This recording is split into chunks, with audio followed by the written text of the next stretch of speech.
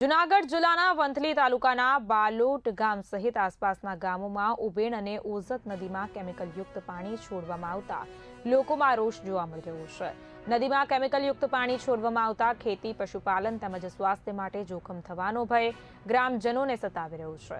ખેતરમાં કેમિકલયુક્ત પાણી પહોંચતા જ શિયાળુ અને ઉનાળુ પાક બળી જતો હોવાની ફરિયાદો ખેડૂતોએ કરી છે। લોકોમાં દૂષિત પાણીને કારણે ચામડીના રોગોમાં વધારો નોંધાયો છે। કેમિકલયુક્ત પાણી મુદ્દે તંત્રને અનેક રજૂઆતો છતાં સમસ્યાનો કાયમી ઉકેલ ન આવતા લોકોમાં ભારે અસંતોષ વ્યાપ્યો છે। જો કોઈ ઉકેલ તંત્ર નહીં લાવે તો મતદાન બહિષ્કારની ચીમકી ઉચ્ચારી છે। અમારા ગામની અંદર ઉબેન નદી પસાર થયેલી છે। એમાં જેતપુર અને જૂનાગઢનું બેયનું કારખાનાના પાણી કેમિકલયુક્ત પાણી છોડી અને આ પાણી દૂષિત કરેલ છે।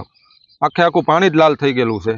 જે ચામડીના રોગ એટલા છે, પશુમાં એટલો પ્રોબ્લેમ છે। ખેતીવાડીમાં જો પાણી આ પાઈ એટલે બાગાયત તો હાવ નિષ્ફળ જાય છે। 3-4 વર્ષથી એમનેમ છે।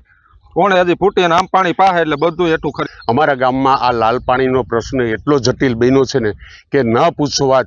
આપણે હિન્દુ ધર્મની અંદર આપણે નદીને ગૌ માતા કહીએ છીએ, ગાયને ગૌ માતા કહીએ છીએ, નદીને પણ માતા કહીએ છીએ।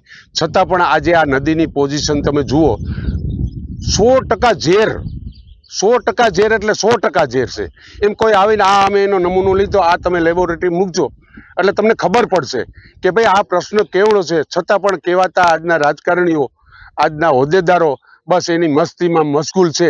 આવા કોઈ પણ પ્રશ્નનો જવાબ અમને આપતા નથી। અનેક વાર રજૂઆત કરી છે, એક વખત નહીં અનેક વાર। આજે કોઈ પણ અધિકારી અથવા રાજકારણી આવી, ધારાસભ્ય, સંસદ સભ્ય અમારી નદીનું નિરીક્ષણ ખાલી કરી લે તો અમને એમ થાય કે ભાઈ આવ્યા તો ખરા, પ્રશ્ન હલ ન થાય તો કાંઈ નહીં, અમારે રસ્તો નથી જોતો, રસ્તો ન બનાવો તો કાંઈ નહીં। પણ આ પ્રદૂષિત પાણી આટલું ભયંકર, એના રોગચાળાનો કોઈ માપ જ નથી। પશુઓમાં, માણસમાં, ખેડૂતને ખેતરમાં એવડું નુકસાન થાય તો આ અંગે વહેલા કાંઈક કરવા અમારી નમ્ર